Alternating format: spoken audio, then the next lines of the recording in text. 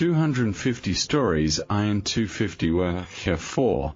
A story about Thomas Paine, the man who wrote Common Sense and lit the torch of freedom. Part 1. The moon is a silver coin. Hush now, my dear. Hush. The night has settled over the world like a soft, velvet blanket. The moon is a silver coin hanging low in the sky, pouring its gentle light through your window. It touches your pillow. It touches your hair. It touches the tips of your fingers that peek out from under the blanket. Outside, the wind has gone to sleep. The trees are still. The only sound is your own breathing, slowly in, slowly out. In and out, you are safe, my dear. You are warm. You are loved. I am sitting beside you, and the moon is watching over us both. Tonight, we are going to tell a story about a man named Thomas Paine. Have you heard of him? Perhaps not. He was not a general like George Washington. He was not a president like Thomas Jefferson or James Madison. He was not a famous inventor like Benjamin Franklin. Thomas Paine was a writer. That is all. A man with a pen, but, my dear, a pen can be mightier than a sword. A pen can change the minds of millions. A pen can start a revolution. And Thomas Paine's pen helped create the United States of America. Before we begin, let us do our breathing. Mattress like a stone sinking into a pond. We are going back. Back more than 250 years. Back to a time when America was not yet a country. Back to a small town in England, where a boy was born who would one day write words that made kings tremble. Part 2. Thetford, England, 1737. The boy who asked too many questions. The year is 1737. The place is Thetford, a small market town in the countryside of England. The streets are narrow and muddy. The houses are made of dark brick and wood. The church tower rises above all the other buildings, and every Sunday the bells ring, calling people to pray. In a small house on Bridge Street, a baby boy is born. His parents name him Thomas. His father is a corset maker, a man who sews stiff undergarments for women. It is a humble trade, not a wealthy one. His mother is the daughter of a lawyer, but she has fallen into hard times. Young Thomas grows up in a home that is often short of money. His father works long hours at his sewing bench. His mother worries about the rent. There is not always enough bread. There is never enough meat, but Thomas has something that no one can take away from him. A curious mind. He asks questions about everything. Why does the sun rise in the east? Why does the moon change shape? Why do some people have fine houses while others sleep in the streets? Why does the king get to tell everyone what to do? His father grows, but Thomas cannot stop asking. He asks his schoolteacher. He asks the minister at church. He asks the old man who sells apples at the market. Most of the time, no one gives him an answer that satisfies him. Thomas's father pulls him out of school when he is only 12 years old. There is no money for more education. Thomas is apprenticed to his father. He learns to sew corsets. He spends long days bent over a sewing bench, pushing a needle through stiff fabric. He hates it, my dear. He hates the smallness of it. He hates sitting still while his mind races with questions about the world. Night, Thomas reads. He reads every book he can borrow. He reads about astronomy and history and politics. He reads about the great thinkers of the past, John Locke, who wrote about natural rights, Isaac Newton, who discovered the laws of motion. He reads until the candle burns down and the wax drips onto the table. When he is 19, Thomas runs away from home. He does not want to be a corset maker. He signs on as a sailor on a privateer ship, a ship that hunts pirates. He sees the ocean for the first time. He feels the salt spray on his face. He tastes freedom, but the sea is rough, and the work is hard. Thomas falls ill and nearly dies. He returns to England. Thomas Paine, when he was 37 years old, you would not have guessed that he would change the world. He looked like a failure. His clothes were worn. His hands were calloused.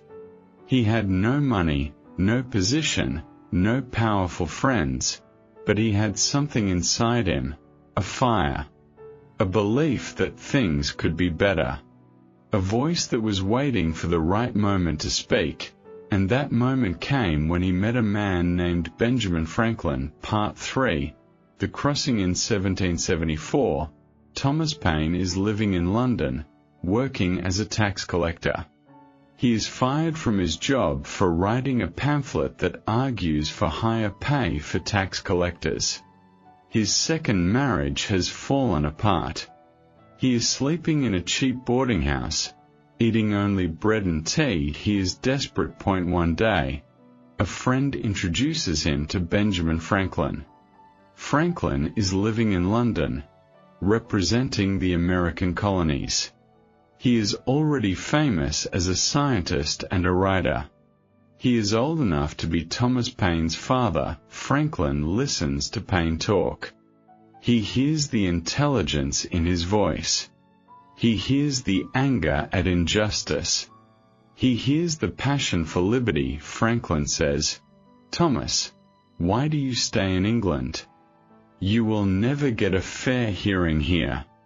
The king's ministers do not want to hear about justice. They want obedience. Go to America. In America, there is a war coming, and a war needs writers." Paine has no money for the voyage. Franklin gives him a little money from friends. He packs a small bag, just a few shirts, a coat, and some books. On a cold autumn day, he boards the ship and sails for Philadelphia. The voyage is terrible, my dear. The ocean is rough. The ship tosses and pitches for 2 months. Many passengers fall sick. Some die. Paine lies in his narrow bunk, too weak to stand, fighting off a fever. He thinks he might die in the middle of the Atlantic. But he holds on. He whispers to himself, "I cannot die yet. I have not said what I need to say." The ship finally arrives in Philadelphia on November 30th, 1774. Paine is so weak that he has to be carried off the ship. He stumbles onto the dock, coughs, and looks around. Philadelphia is a bustling city of 40,000 people. The streets are crowded with horses and wagons and people in all kinds of clothing. Rich merchants in silk coats, poor servants in patched aprons, sailors in canvas jackets, Quakers in simple gray. Paine has no job, no home, no money. He has only a letter from Benjamin Franklin. He makes his way to Franklin's house on Market Street. Franklin is not there. He is still in England. But Franklin's friends take Paine in. They find him a place to live. They help him get work as a writer for a new magazine called the Pennsylvania Magazine. Within a few months, Paine becomes a well-known writer in Philadelphia. Begin to notice the tall, thin, intense man with the burning eyes.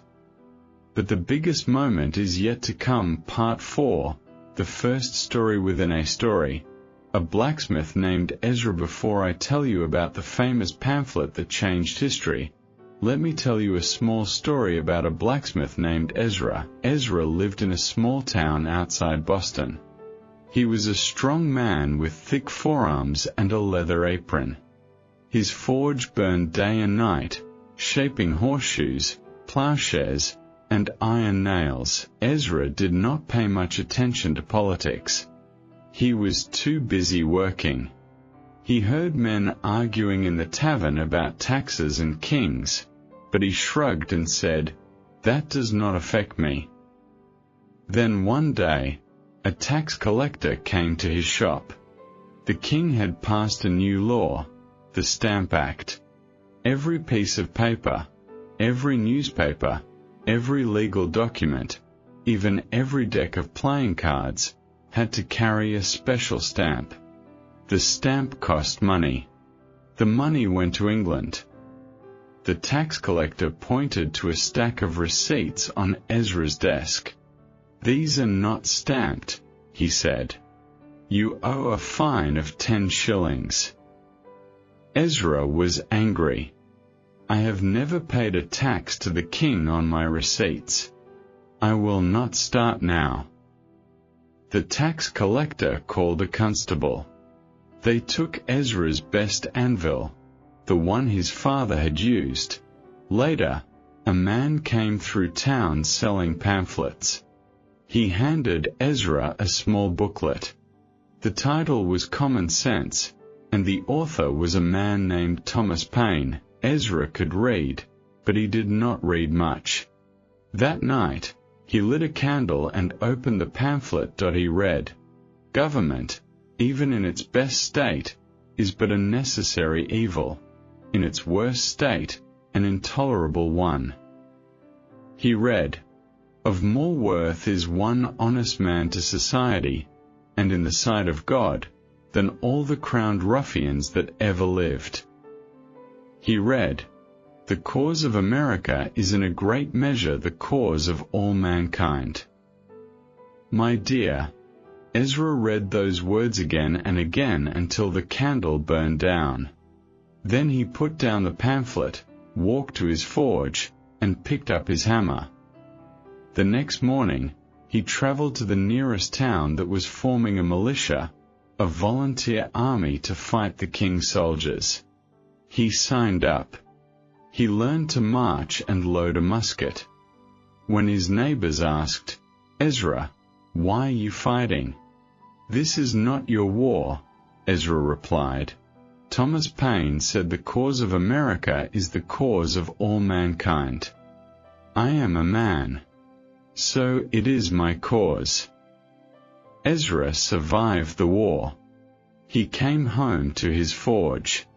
He made a new anvil with his own hands. And on the side of that anvil, he carved. Let me tell you about the pamphlet itself. The year is 1775. The first battles of the Revolutionary War have already been fought at Lexington and Concord. Men have died. Blood has been shed. But most Americans are still not sure what they want. Do they want to make peace with the king? Or do they want to become independent, a separate country? Many people are afraid. They have lived their whole lives as English subjects. The king is a familiar figure, even if he is unfair. He is like a harsh father, some say.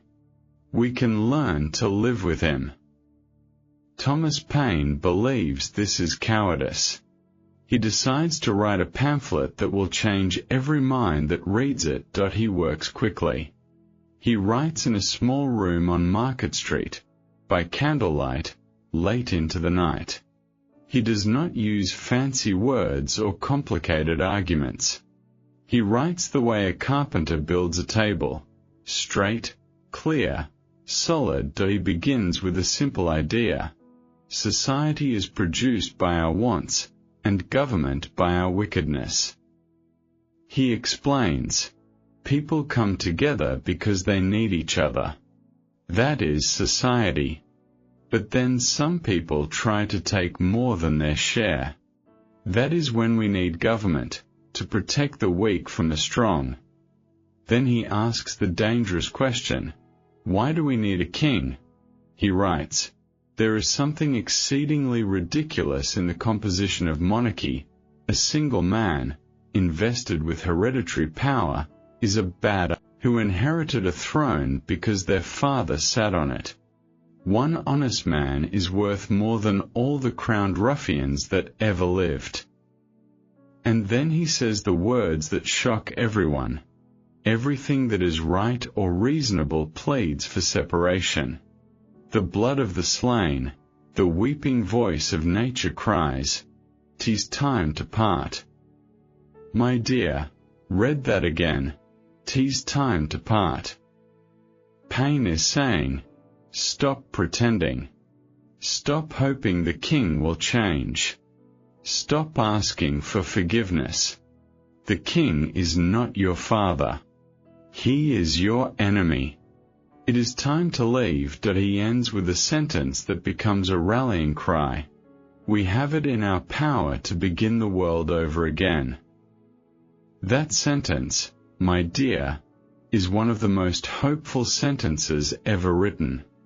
We have it in our power to begin the world over again. Not God, not fate, not the king. We, you and me, ordinary people. The pamphlet is published on January 10, 1776. It is signed not with Paine's name, but with the words "an Englishman."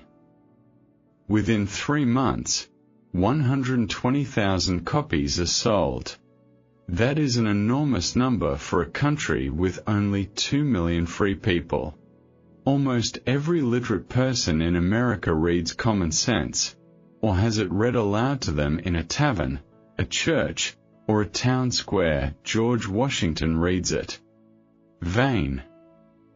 That means, Washington's army could not have won without Paine's words first preparing people's hearts. Part 6, the second story within a story. Abigail, the schoolteacher's daughter. Let me tell you about a young woman named Abigail. She lived in a small village in Connecticut. Her father was a schoolteacher, so Abigail learned to read at a very young age.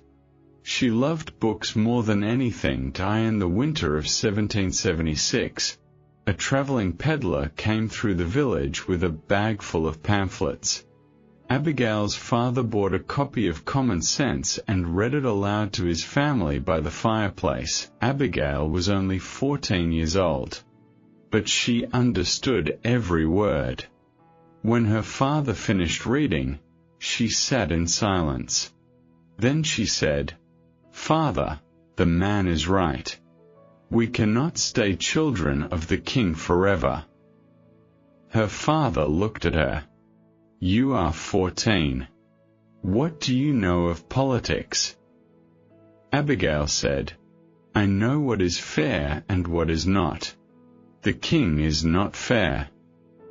That spring, Abigail's 2 older brothers joined the Continental Army. She helped her mother sew their uniforms. She packed their knapsacks. She kissed them goodbye, not knowing if she would ever see them again. While her brothers fought, Abigail started a small school. She taught the children of her village to read, and she used Common Sense as a textbook. She taught her students a slate and chalk. Mercy learned to write her name. Years later, Mercy's son became a schoolteacher, and he taught his students the same sentence. My dear, Abigail never met Thomas Paine, but his words passed through her lips, through her chalk, through her students' eyes. A good idea never dies. It moves from person to person, like a flame passed from candle to candle. Part 7, the crisis. These are the times that try men's souls. The war did not go well at first, my dear. After the Declaration of Independence was signed in July 1776, the British Army struck back hard. They drove George Washington's army out of New York. They chased the Americans across New Jersey. Washington's soldiers were freezing, starving, and deserting by the hundreds. By December 1776, the American cause seemed hopeless. Many people who had supported independence now whispered, "Maybe we were wrong. Maybe we should surrender. Maybe the king will forgive us." Washington was camped on the Pennsylvania side of the Delaware River, with only a few thousand ragged soldiers left. The river was full of chunks of ice. The wind cut through their thin coats. They had no blankets, no shoes, no food. Washington wrote in his journal, "I think the game is pretty near up." That was the darkest hour of the American Revolution, and that campfire, and pulled out a drumhead to use as a desk. He dipped his pen in ink and began to write. He wrote the most famous words of the entire war. "These are the times that try men's souls. The summer soldier and the sunshine patriot will, in this crisis, shrink from the service of his country. But he that stands it now, deserves the love and thanks of man and woman. Tyranny, like hell, is not easily conquered. Yet we have this consolation with us, that the harder the conflict, the more glorious the triumph." My dear, let me read that again more slowly. These are the times that try men's souls. That means, right now, we are being tested. We are proving who we really are. The summer soldier and the sunshine patriot will shrink. That means, people who only fight when it is easy will run away when it gets hard, but he that stands it now deserves the love and thanks of man and woman. That means, the person who stays brave in the cold and the hunger, that person is a true hero. The harder the conflict, the more glorious the triumph. That means, the more we suffer, the sweeter the victory will taste. Paine wrote this essay. He called it the American Crisis, number 1, and Washington ordered it to be read aloud to every soldier in the camp. Imagine, my dear, thousands of freezing, starving men, huddled around campfires, listening to a man's voice read Paine's words. Men who had been thinking of running away, lost hope, now found it again. That night, Washington crossed the icy Delaware River. His army attacked the British in Trenton, New Jersey. They won a stunning victory. The war was not over, but the Americans were still alive. Thomas Paine did not fire a gun. He did not cross a river in a boat. But he gave the soldiers something just as important as bullets: courage. Part 8, the third story within a story. Joseph, the drummer boy. Let me tell you about a boy named Joseph. He was only 15 years old. He had lied about his age to join the Continental Army. He was too small to carry a musket, so the officers made him a drummer boy. When the army marched, Joseph beat his drum, rat-a-tat-tat, to keep the soldiers in step. When they went into battle, he beat the drum to signal orders. Joseph was with Washington's army in December 1776. He had no coat. His shoes had worn through, and he had wrapped rags around his feet. His drumsticks were frozen to his fingers. On the night they crossed the Delaware River, Joseph sat in a boat, holding his drum above the icy water. A musket ball had torn through the boat, and water was pouring in. Joseph thought, "I am going to die in this cold river." Then an officer began to read aloud from a piece of paper. It was Thomas Paine's new essay. Joseph heard the words, "These are the times that try men's souls." He heard his drum higher and whispered, "I will stand it now." Joseph survived the crossing. He beat his drum during the Battle of Trenton. He beat his drum as the British surrendered. He served for the rest of the war, and he came home with a scar on his hand where a piece of shrapnel had cut him. He lived to be 92 years old. Every year, on the anniversary of the crossing, he took out his old drum and beat it 3 times. And before he beat it, he would say to his grandchildren, "These are the times that try men's souls. Do not be a summer soldier."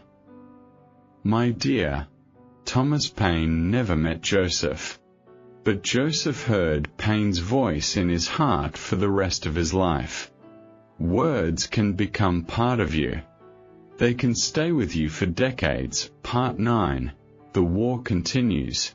Paine's other writings. Thomas Paine did not stop writing after the crisis. He wrote 15 more essays in the series, all signed Common Sense. He wrote about the need for a strong, independent government. He wrote about the importance of taxing the wealthy fairly. He wrote about the value of education for all children, not just the rich. He gave all the money he earned from his writing to the army. He did not keep a penny for himself. He knew that soldiers needed shoes and blankets more than he needed a warm house. In 1777, Congress made Paine the Secretary of the Committee for Foreign Affairs. That meant he helped communicate with France, which had become America's ally. But Paine got into trouble, information that embarrassed a powerful American diplomat. He was forced to resign. That is a short-term setback, my dear. Paine lost his job. He was attacked in newspapers. Some people called him a liar. He fell into poverty again, but he kept writing. He kept believing. He kept fighting with his pen. When the war finally ended in 1783, Paine was broke. He had spent every dollar he had on the revolution. He had nothing to show for his years of labor except a pile of pamphlets and a thin, tired body. Some people might have said, Thomas Paine was a fool. He gave everything and got nothing. But my dear, Thomas Paine did not measure success in money. He measured it in freedom. And America was free. Part 10. The fourth story within a story. A widow named Margaret. Let me tell you about a woman named Margaret. She lived in Philadelphia during the war. Her husband had died in the Battle of Brandywine, leaving her alone with 3 small children. Margaret was desperate. She had no money, no family nearby. She did not know how she would feed her children. One day, a neighbor gave her a copy of The Crisis. Margaret read Paine's words. What we obtain too cheap, we esteem too lightly. It is dearness only that gives everything its value. That sentence stayed with her. She thought, I am suffering, but my suffering makes freedom valuable. Day for 40 years. Her children grew up strong. Her son became a doctor. Her daughter became a teacher. On her 70th birthday, Margaret's children asked her, Mother, what do you want as a gift? Margaret said, Find me a copy of Thomas Paine's The Crisis, the one with the sentence about dearness. I want to read it one more time. Her son found an old pamphlet in a used bookstore. Margaret sat in her rocking chair, put on her spectacles, and read the sentence aloud. What we obtain too cheap, we esteem too lightly. She looked at her children and said, I earned you dearly, and I esteem you greatly. My dear, Paine's words gave Margaret the strength to go on. A single sentence can hold a person up for a lifetime. Part 11. Across the Ocean. Paine in France. After the American Revolution, Thomas Paine did not retire. He went to France, where a new revolution was beginning. The French people were rising up against their king and their nobles. Paine saw it as part of the same fight, the fight for human freedom. The French Revolution was more violent than the American one. Many people were executed by a machine called the guillotine. Paine did not support the violence. He tried to calm the revolutionaries. He argued for moderation. But the revolutionaries did not listen. They arrested Paine.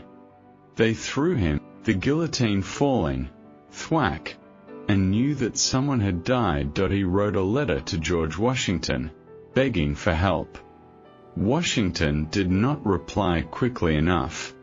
Paine felt abandoned, but then, by luck, the American ambassador to France was James Monroe.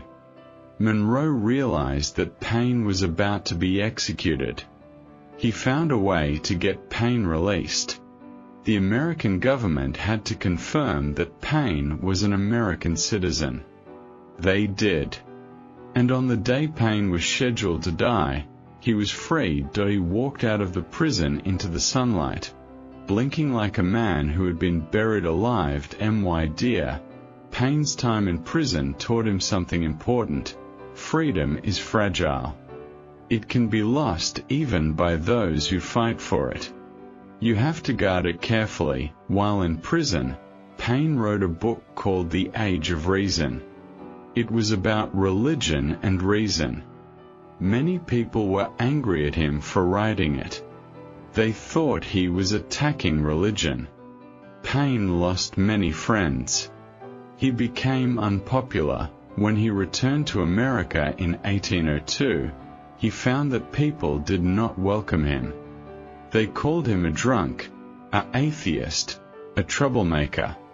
Newspapers attacked him.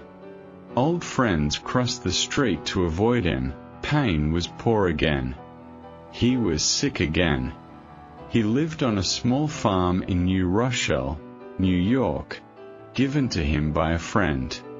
He grew vegetables. He wrote letters. He was lonely. On England for a proper burial, but the bones were lost. No one knows where Thomas Paine's body is today. That sounds like a sad ending, my dear. But it is not the whole story. Part 12, the fifth story within a story. A factory girl named Lucy. Let me tell you the last of our small stories. It takes place many years after Paine died. In the year 1900, more than 90 years later, a young woman named Lucy worked in a textile factory in Massachusetts. She was 17 years old. She worked 12 hours a day, 6 days a week, for very little pay. The factory was loud and dangerous. Her fingers were raw from the spinning machines. Lucy was tired. She was angry. She had heard about unions, groups of workers who band together to ask for better pay and safer conditions. But her factory owner said unions were illegal. If anyone tried to organize, they would be fired. One Sunday, Lucy went to a public library. She did not go there often. She was too tired after work. But that day, she wandered through the stacks and pulled out a book called The Rights of Man, by Thomas Paine. She opened it and read, "The mind of the people, like the body, cannot be kept in a state of restraint. It will break its chains." Lucy sat down in the library chair. She read, "Whatever is my right as a man is we should change things." Lucy closed the book. She stood up. She walked out of the library and went straight to the home of a woman she knew who was trying to start a union. "Sign me up," Lucy said. Lucy spent the next 40 years fighting for workers' rights. She was arrested twice. She was beaten by company thugs once. She never stopped. She lived to see the 8-hour workday become law. She lived to see child labor banned. On her deathbed, at the age of 87, Lucy said to her niece, "I want you to read me something. Find the book by Thomas Paine. Read the sentence about chains." Her niece read, "The mind of the people cannot be kept in a state of restraint. It will break its chains." Lucy smiled. She closed her eyes. And she died. My dear, Thomas Paine died alone and forgotten. But his words did not die. They traveled through time. They entered a factory girl's heart. They gave her the courage to fight for justice. A good writer is never truly dead. His voice goes on living in the voices of others. Part 13. Paine's great quotes and what they mean. Before we come back to your quiet room, let me gather a few of Thomas Paine's most beautiful sentences.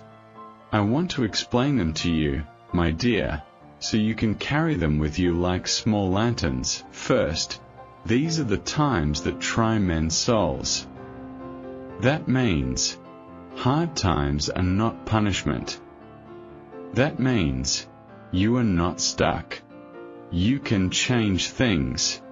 You can make a new beginning, no matter how old you are or how broken things seem. Third, the harder the conflict, the more glorious the triumph. That means, do not run from difficulty.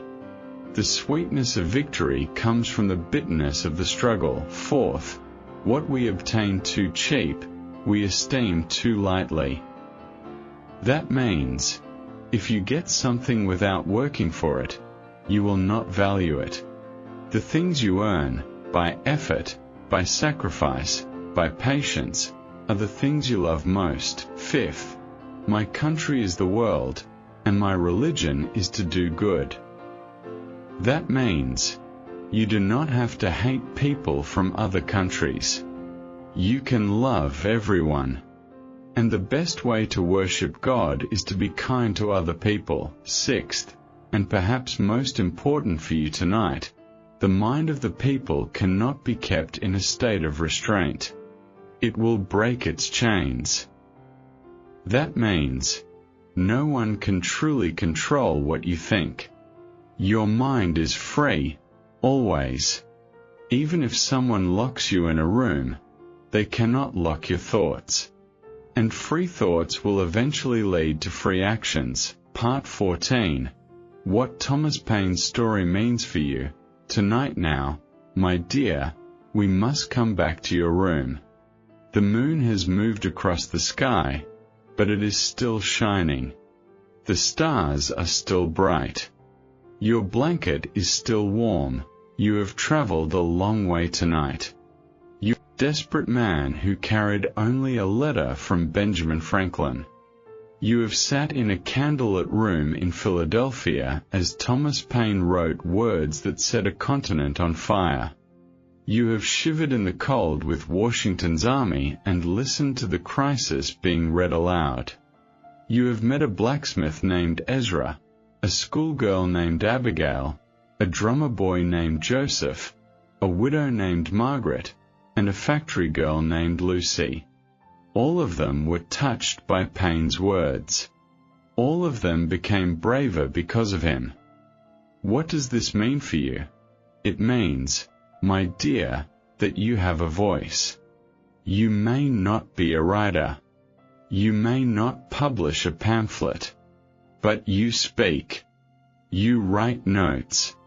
You draw pictures. You tell stories. Every time you express a truth, even a small one, you are doing what Thomas Paine did. It means that hard times are not the end. When you face something difficult, a test at school, a fight with a friend, a scary change in your life, remember Paine. These are the times that try men's souls. You are being tested. and you can pass the test. It means that you can begin the world over again. Today was hard. Tomorrow is a new day. This year was sad. Next year is a new year. You have it in your power to begin again. It means that words matter. When you say a kind word to someone who is sad, that word might stay in their heart for you. Not alone. Thomas Paine was lonely much of his life. He was forgotten when he died. But his words outlived him. They found their way to millions of people. Your words will outlive you too. They will touch people you will never meet. That is the beauty of being human. We can help each other across time and space, with nothing but a sentence. Part 15. The candle flickers. The pen moves. Let me take you back one last time, my dear. Back to a small room in Philadelphia in January 1776. The room is cold. A single candle burns on a wooden table. Snow is falling outside the window, muffling the sounds of the city. Thomas Paine sits at the table. He dips his quill into the inkwell. He writes. He crosses out. He writes again. His hand aches. His back hurts. He has not eaten a proper meal in days. But he does not stop. He is writing the words that will convince a continent to break free from a king. He does not know if anyone will read it. He does not know if he will be hanged for treason. He does not know if the revolution will succeed. He only knows that he must write. The truth is inside him, pushing to get out. He writes the final sentence of common sense. We have it in our power to begin the world over again. A situation, similar to the present, hath not happened since the days of Noah until now. The birthday of a new world is at hand. He puts down the quill. He blows out the candle, shines through the window. My dear, that star is the same star that is shining outside your window tonight. Thomas Paine saw it. He believed in it. He wrote by its light, and now you are lying in your bed, under that same sky, wrapped in that same history. Part 16. The final good night. Your breathing is slow now, my dear. Your eyes are heavy. The moon is beginning its journey down toward the horizon. Soon it will be morning. But not yet. Not yet. We have time for one more whisper. Thomas Paine once wrote, "The world is my country, all mankind are my brethren, and to do good is my religion." That means, you belong to the whole world. Every person is your brother or sister. And the best way to live is to be kind. So tonight, before you fall asleep, I want you to think of one person you can be kind to tomorrow. A classmate who is lonely. A teacher who works hard. A parent who is tired. A sibling who is sad. Think of one small act of kindness. A note. A hug. A shared snack. A word of thanks. That is your revolution, my dear. That is your common sense. That is your crisis. That is how you begin the world over again, not with a war, but with a kind heart. Sleep now, my dear. Sleep without fear. Thomas Paine is gone. His bones are lost. But his voice is not lost. His voice is in the books on the library shelf. May you dream of a small room on Market Street, where a tired man wrote 3 words that changed everything. Common sense. May you dream of a drummer boy crossing an icy river, holding his drum above the water. May you dream of a factory girl reading a book in a library, discovering that her mind cannot be chained, and when you wake tomorrow, with the sun streaming through your window, Remember this. You have it in your power to begin the world over again. Every single morning. Every single choice. Good night, my dear. Good night, that I love you. Sleep well.